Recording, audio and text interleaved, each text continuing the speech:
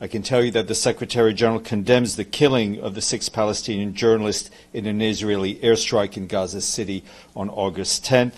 These latest killings highlight the extreme risks that journalists continue to face when covering this ongoing conflict. The Secretary-General calls for an independent and impartial investigation into these latest killings. At least 242 journalists have been killed in Gaza since the war began. Journalists and media workers must be respected, they must be protected, and they must be allowed to carry out their work freely, free from fear and free from harassment. Accountability tragically takes time, especially in conflict, but accountability needs to happen. We've seen it in other recent conflicts where it sometimes takes a long time to find accountability.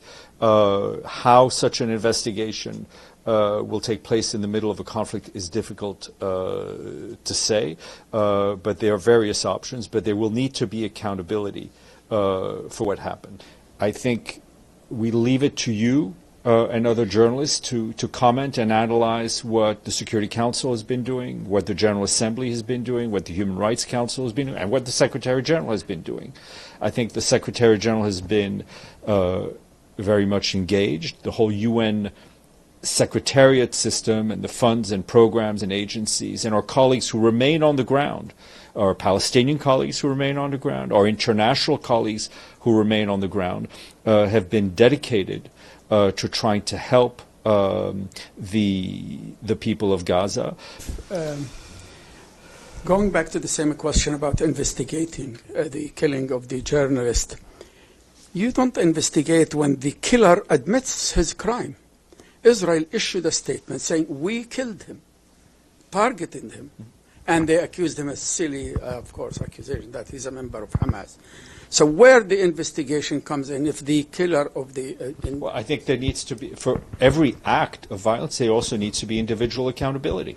Does the Secretary-General acknowledge that journalists are protected under the Geneva Convention and that killing them is a war crime? The Geneva Conventions are clear. They should always be respected. So some commander within the Israeli military gave the orders to murder these journalists. The Secretary-General feels that this investigation should identify any perpetrators? There needs to be personal accountability for what's happened in this conflict as to what's happening in other conflicts that we're seeing around the world. We strongly feel that journalists provide an essential service to the world, to policymakers, in order to chronicle what is happening in this conflict and any other conflict. And what we're seeing here in this conflict is a lack of access to journalists, right? Because the Israelis say something, Hamas says something, we say something, and the only way for people to actually know what is going on the ground is for journalists to be able to do their work freely.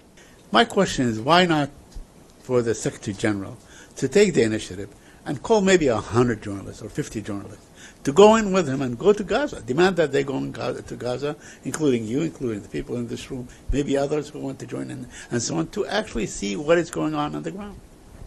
Secretary General has not been able himself to go to Gaza. Why not? He's not been granted the permission. Okay. Yeah, the closest we got was Rafah.